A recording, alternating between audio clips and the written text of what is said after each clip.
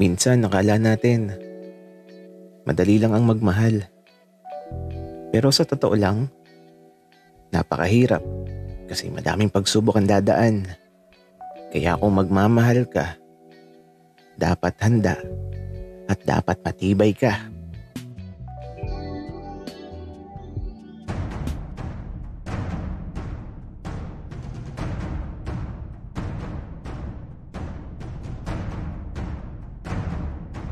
Kaibigan, huwag mong kalimutan mag-subscribe sa aming channel at huwag din kalimutan i-click ang notification bell at subscribe button. Subscribe na!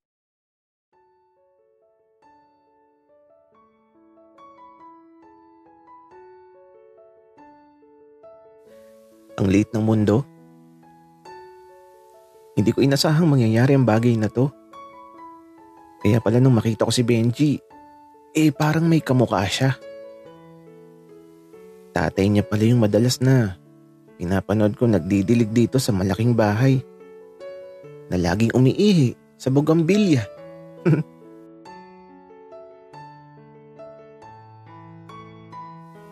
Arturo, huwag ka mahiya ah. Mabait naman si Papa. At saka, parang bata pa yung mag-isip. Sige Benji. At saka, ang bata pa pala ng tatay mo. Parang kapatid mo lang talaga. Arturo, ganun talaga. Mapusok eh. Kaya ayun, maaga akong nabuo. At saka, di ako dito lumaki. Sa norte. Kaya ngayon ko lang din talaga makakasama ng matagal si Papa. Benji, nasaan ang mama at papa mo? Si Mama, may asawa ng iba. Baby pa lang daw ako nagkahiwalay na sila ni Papa. Tapos, sa lola ko na ako lumaki. Kasi napakabata pa ni Papa ng mga panahon na yun. Di pa niya ako kayang alagaan. Ganun ba Benji? Pero kaninong bahay to? Ang laki kasi. Bahay to ni Papa. Pamana sa kanya. Kaya nga pinili ko na din talaga na dito na lang mag-aral at tumira. Para naman may kasama si Papa. Mag-isa lang si Papa eh. Ganun ba Benji? Akala ko tuloy hardinero o caretaker ang Papa mo dito. Ang dami niyo kasing halaman sa labas. Mahilig kasi sa halaman si Papa. Tsaka, Arturo, alam mo, minsan, mag-overnight ka dito. Total, best friend naman kita. Best friend agad, Benji. Kaninang umaga lang tayo nagkakilala. Pero, mukhang maganda mag-overnight dito sa inyo. Parang masaya. Kaya, sige, best friend na tayo. Hindi na talaga ako nagdalawang isip na maging best friend ni Benji. Kasi naman, mas mapapalapit ako sa papa niya. Tapos, dito pa ako mag-overnight. At eto, hinatidan na kami ng papa ni Benji ng juice at saka tinapay na may palamang itlog. Nak, ikaw na ang bahala sa bisita mo. Magdidilig muna ako ng mga halaman. Sige po, Papa.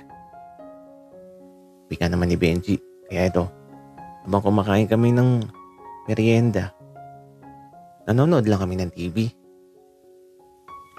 Pero, parang mas gusto ko dun sa labas. Baka sakaling, madiligan din ako. Kagi, kalma. Ano ba itong iniisip ko?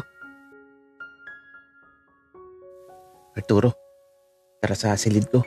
May papakita ko sa'yo. Di na ako nagdalawang isip. Sumama na ako kay Benji. Di naman kasi ako interesado sa pinapanood namin. Pambata kasi. Pagpasok ko sa silid ni Benji, medyo makalat. Pero okay lang. Ganito din naman sa kwarto ko sa bahay. Makalat din. Benji, Anong papakita mo? Teka lang Arturo, kukunin ko lang. Wika ni Benji na ayun.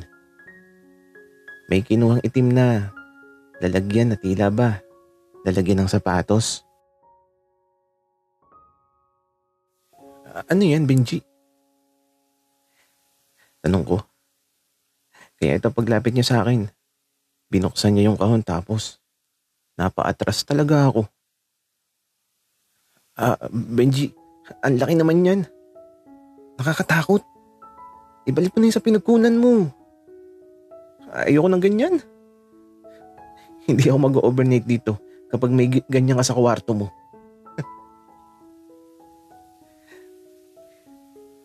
Arturo, sawa lang naman to. Tsaka maliit pa to ha. Matakot ka kapag kasing laki mo na. Kasi pwede ka na nitong kainin ng buo. At ba si Benji, napakaloko. Natatakot na nga ako. Tapos inilalapit pa sa akin. Takot talaga ako sa kahit anong ahas. At buti na lang, ibinalik na niya yung kahon sa dati nitong lalagayan. Grabe. Nakakatakot talaga. Nako. Kaya ito, napadungo ako sa bintana ng silid niya. At ba, teka lang. Ang ganda ng view dito. Mas nakikita ko dito ng malapit ang bougainvillea na yun. At yung papa ni Benji, ayun, nagdidilig. Gagi. Sakto ang silip ko sa bintana. Iniihian na naman niya yung bougainvillea.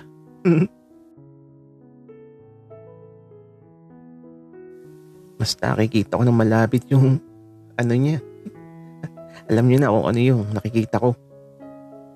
Hindi nga lang galit. Pero ang taba.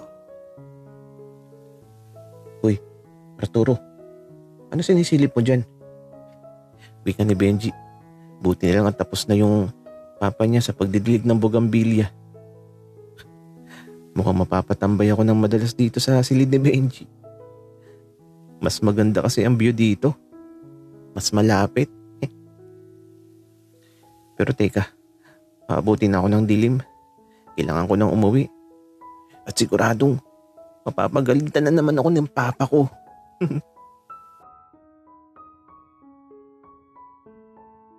Benji, uwi na ako.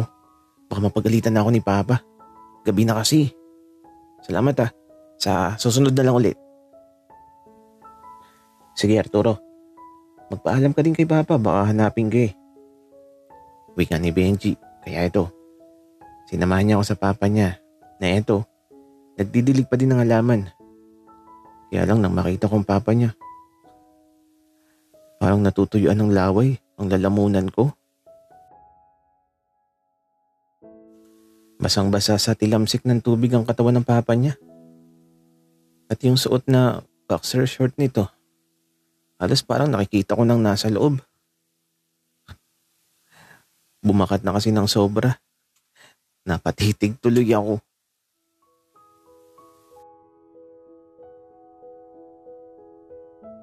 Papa, uwi na si Arturo. At eto, lumapit yung papa ni Benji sa akin. Para akong may himatay kasi sobrang lapit niya tapos, ewan ko ba. Parang sasabog ang puso ko sa kaba. Arturo, babalik ka ha. Bago lang kasi si Benji dito. Para naman may kaibigan na siya. At mukha ka namang mabait. Sige po. Babalik po ako. Arturo, ang lakas naman makatanda ng sagot mo. Pakiramdam ko tuloy matanda na ako. 35 lang ako. Kaya kahit hindi mo na ako irespeto, huwag ka nang magpo at opo sa akin. Okay lang sa akin na hindi mo ako irespeto. Kahit nga David na lang ang itawag mo sa akin. Sige David. Wika ako. At eto, Umakbay na naman si David sa balikat ko hanggang dito sa may gate. At si Benji, nagpaiwan dun. Siya na ang nagdidilig.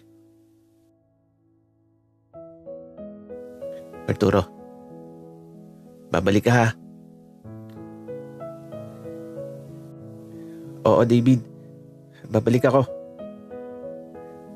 Wika ako habang nakangiti lang si David sa harapan ko. Parang matutunaw tuloy ako. Ingat. Wika ng papa ni Benji. Natinapik ang balikat ko. Kaya ito, tumalikod na ako. At nang magsimula na ako maglakad, nakangiti lang talaga ako. Ewan ko ba? Pero, sobrang saya ko. At ewan ko ba? Pero, naisipan kong lumingon. Kaya lang paglingon ko, nakita ko siya na andun pa din. Nakangiti at nakatingin pa din sa akin. Nakakahiya tuloy. Kaya ito, tumakbo na ako.